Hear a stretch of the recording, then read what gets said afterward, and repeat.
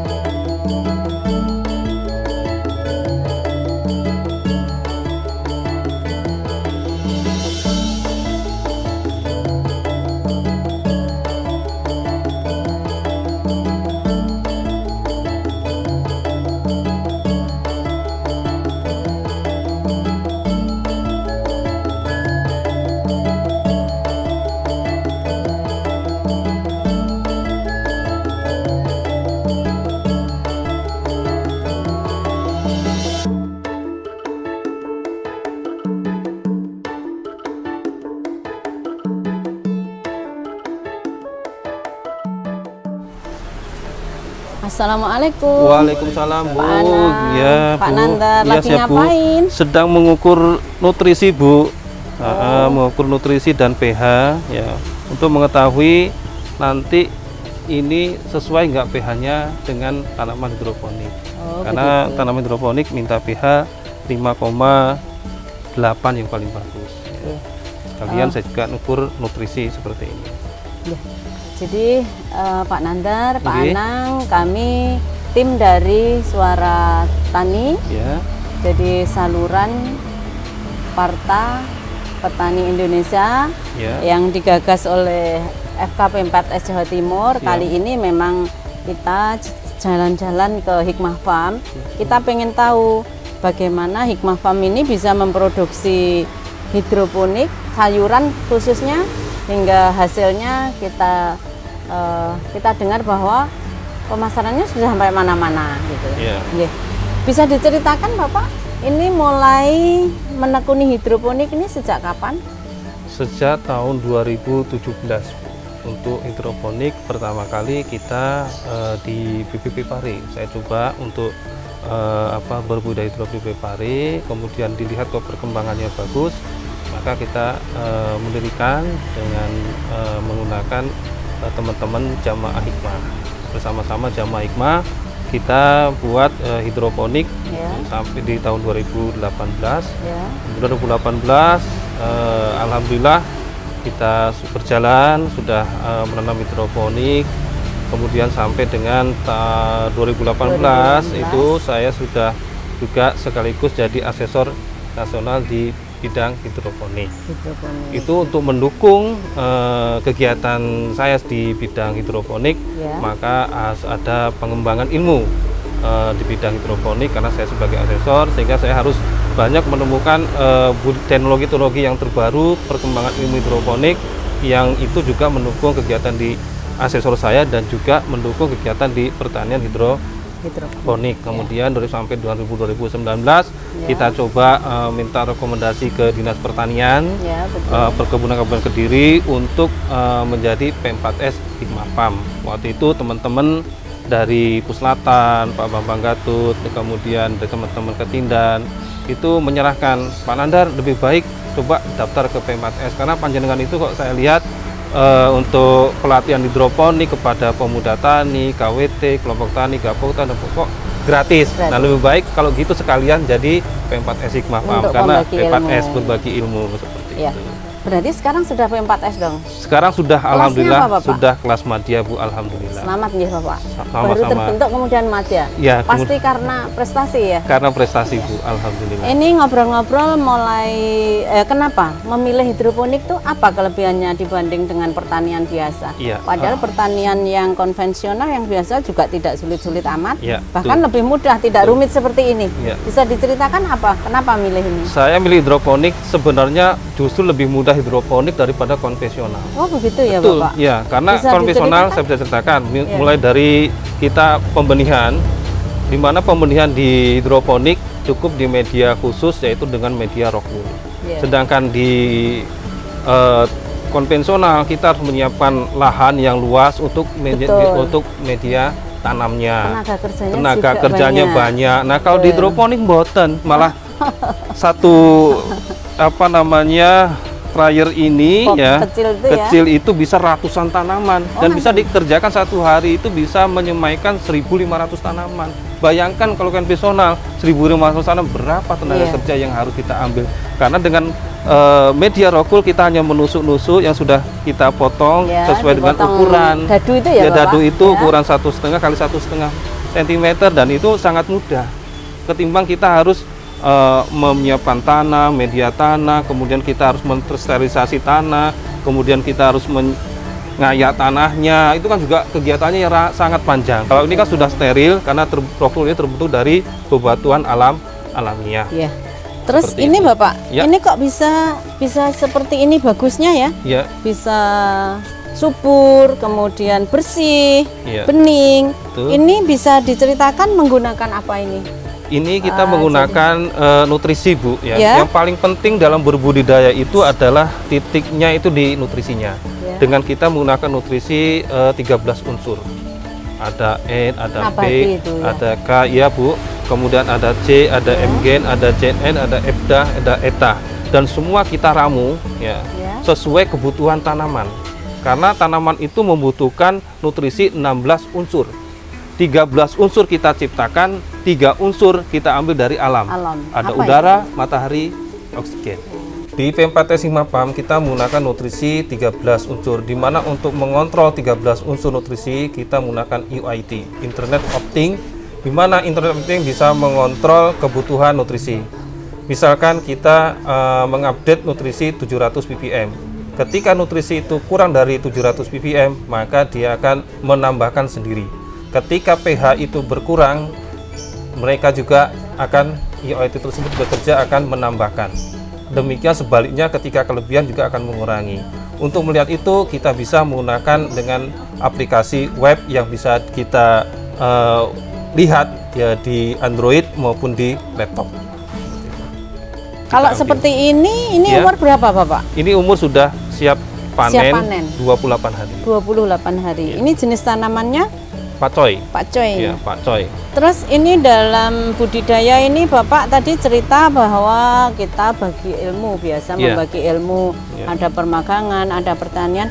Bisa diceritakan yang biasa terlibat di sini, yang menimba ilmu di sini dari mana saja? Petani milenial dari mana saja? Dari kalau petani milenial kebanyakan dari akademisi, Bu. Akademisi itu dari mahasiswa Polbantan, Malang, ada dari UGM Yogyakarta, ada dari UMY Universitas Muhammadiyah Yogyakarta, ada dari UMM Malang, ada dari Juanda Bogor, ada dari Universitas Brawijaya Malang, kemudian nanti akan menyusul juga dari Ambon, kemudian juga ada dari Universitas Veteran Surabaya. Hampir seluruh akademisi yang ada di sini itu ke kita. Demikian juga pernah magang di sini. Betul dari Universitas Kadiri. Tentunya di luar para santri yang diawali dari santri itu kita awali dari jamaah santri supaya saya itu bisa mengekspos ilmunya lebih luas, maka kita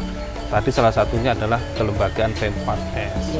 Pak Nandar, ini ngobrol-ngobrol. Kalau misal dikalkulasi gitu, kira-kira lulusan permagangan, lulusan yang pernah magang di sini, alumninya sampai berapa? Sudah ribuan, Bu. Kalau kita total semua, mulai dari yang mungkin akademisi, KWT, Poktan, Gapoktan, PKK, itu udah sampai ribuan, Bu. Karena kita setiap tahun itu ada program dari Dinas Pertanian Kabupaten Kediri untuk menyebarluaskan ilmu hidroponik. Terus kemudian Bapak biasanya di tempat lain setelah magang, okelah ketika magang tahu ilmunya. Sampai di rumah kan mereka karena tidak ada fasilitas kan pulang tidur. Kalau di sini mungkin ada semacam fasilitasi begitu ada. Dari P4S mungkin dengan stakeholder terkait? Betul, bisa ada. Jadi di sini begini, Bu, para alumni yang telah lulus magang di P4S dengan nilai predikat sangat baik, itu kita utamakan jadi mitra kita. Dengan fasilitas kita berikan hibah dengan mengajukan ke Dinas Pertanian, kemarin sudah clear mendapatkan 100 juta. Jadi nanti teman-teman setiap lulusan alumni yang punya kompeten di bidang hidroponik dan dia mau menyebarluaskan usaha tersebut dan ilmunya kepada masyarakat sekitarnya, maka kita fasilitasi.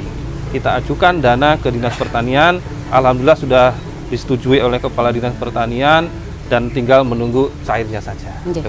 Terus ini selain pakcoy, kemudian ini jenis selada ya, ya Bapak? Selada. Ada di sana kangkung, ya. Ada varietas lain lagi yang ditanam? Sementara kita punya varietas adalah yang favorit adalah pakcoy dengan selada. Kenapa? Karena varietas ini sudah mendapat predikat sertifikat prima. Oh, sudah mendapatkan sertifikat prima. Prima berapa, Bapak? Prima 3. Oh, prima 3. Artinya tanaman ini sudah layak dikonsumsi dan bebas pestisida. Bebas pestisida. Dan kimia berbahaya. Seperti itu. Kalau ini sudah prima 3, tentunya pemasaran sudah los sampai mana saja ini, Bapak? Pemasaran Mungkin kami ada restoran, hotel, restoran, kafe yang berada di sekitar Surabaya, Nganjuk, Kertosono, dan juga Kediri sekitarnya. Yang sudah kita bentuk kerjasama, kemitraan, dan itu perharinya minimal kita jual 20-30 kilo per hari.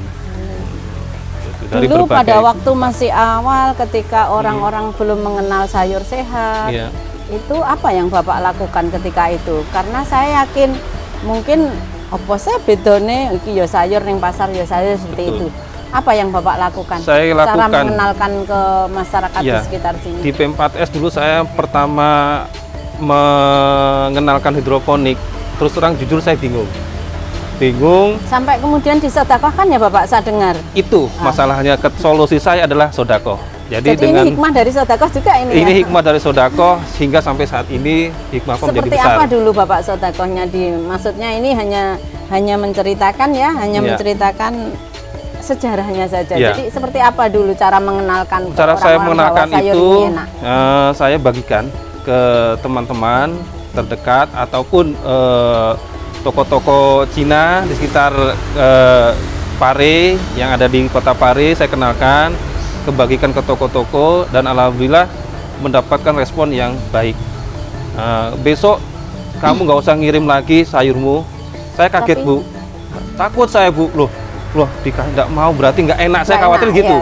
Ternyata sayurmu enak, sodakomu cukup, aku istilah di sodakoi terus sampai bilang seperti itu. Akhirnya mereka beli terus sampai saat ini. Jadi terjaga. Dia yang butuh, bukan penjenengan yang butuh membuang ya? Bukan, mereka yang butuh malah sayur. Butuh sayur. Ya, betul. Seperti itu, bahkan mereka malah datang kemari seperti itu.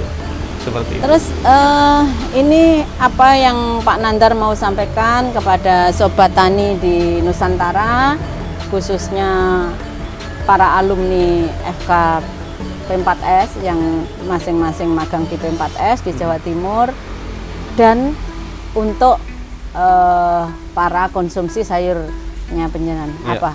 Baik, saudara sobat tani dimanapun Anda berada, pesan dan kesan dari kami adalah teman-teman dari akademisi, mahasiswa, baik juga para usahawan dan juga para petani, baik itu KWT, Gapoktan, KWT, dan ibu-ibu PKK, bagi yang mau magang silahkan ke p4s jatim.org/hikmahpam. Itu yang bisa saya sampaikan. Terima kasih. Assalamualaikum warahmatullahi wabarakatuh.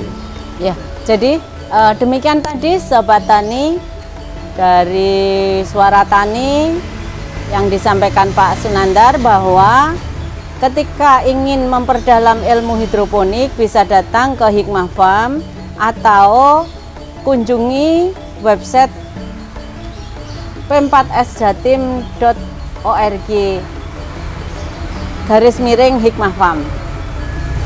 Assalamualaikum Bapak. Waalaikumsalam Ibu.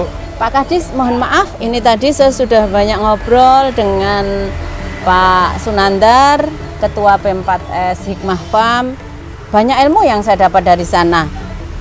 Kemudian saya juga diceritai bahwa alumni magang dari P4S Hikmah Farm ini ternyata yang memiliki nilai bagus, nilai tertinggi itu ada pendampingan program dari dinas, Bapak. Betul. Ini mungkin bisa diceritakan seperti apa sedikit saja? Jadi pada prinsipnya kami bangga punya teman-teman P4S di wilayah Kediri. Kediri ada 12 Ibu, salah satunya adalah P4S Hikmah Farm yang Ya, khusus betul. kita bicara komoditas hidroponik. Ya. Dan memang komitmen kami sebenarnya saat ini dari Bupati kami Mas Dito, bagaimana kita potensi SDM kita khususnya anak-anak muda yang kita bilang petani milenial itu bisa tergali. Salah satunya kami punya program namanya Gubuk Tani Milenial. Pupuk tani milenial ya? Gerakan budidaya dan kelembagaan tani milenial. Oh, di jadi mana- itu sebuah kepanjangan ya? jadi ini program tagline-nya seperti itu. Oh, Tagline gitu. kami Ya, seperti itu. bagus. Jadi pada prinsipnya kami ingin mencari potensi-potensi yang ada. Ya. Salah satunya dari teman-teman P4S ini, mereka pasti sudah qualified. Jadi Ya. dari asesor, dari pelatihan memang sudah Ya. terstandarisasi. Kami mohon rekomendasi dari mereka mana yang paling qualified. Dan nanti kita akan share bersama, kita tarungkan pakai prospektus bisnis mana yang paling masuk akal dan itu bisa ke depannya bisa sustain, Bu. Nah, salah satunya kemarin memang yang paling bagus di Hikmah Farm ada satu, sehingga Ya. kami memberikan bantuan sifatnya hibah uang, Ya. nilainya 100 juta, dan itu kami berharap bisa digunakan untuk sarana prasarana yang digunakan seperti komunitas yang ada di sini. Oh gitu ya. Kami nggak terlalu khawatir karena tentunya ilmu yang didapat dari sini dan mereka ada di Kediri sendiri. Ketika pendampingan tentunya teman-teman di Paham juga akan masuk lagi. Dan gitu. ada jaminan kemitraan Betul, ya, sehingga jadi- nggak repot bagaimana dia harus memasarkan iya, hasilnya. betul, harus jual Oh, iya. gitu. Jadi sustain program ini harapan Dan ke yang depan. lebih penting lagi ternyata pemerintah daerah menjamin ya, Betul. menjamin dan memfasilitasi. Oke Bapak, itu obrolan kita. Bapak bisa sampaikan kepada masyarakat khususnya di Kabupaten Kediri untuk petani milenial, himbauannya seperti apa?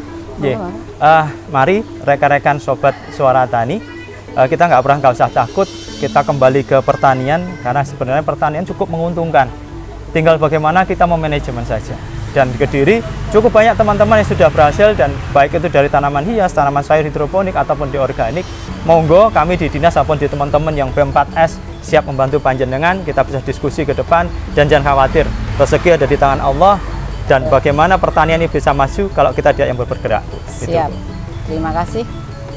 Assalamualaikum warahmatullahi wabarakatuh. Waalaikumsalam warahmatullahi wabarakatuh. Jadi demikian tadi sahabat Suara Tani bahwa pernyataan Pak Nanang sebagai Kepala Dinas Pertanian Kabupaten Kediri bahwa dijamin ketika mereka belajar dengan sungguh-sungguh maka akan ada fasilitas yang akan dimanfaatkan. Terima kasih.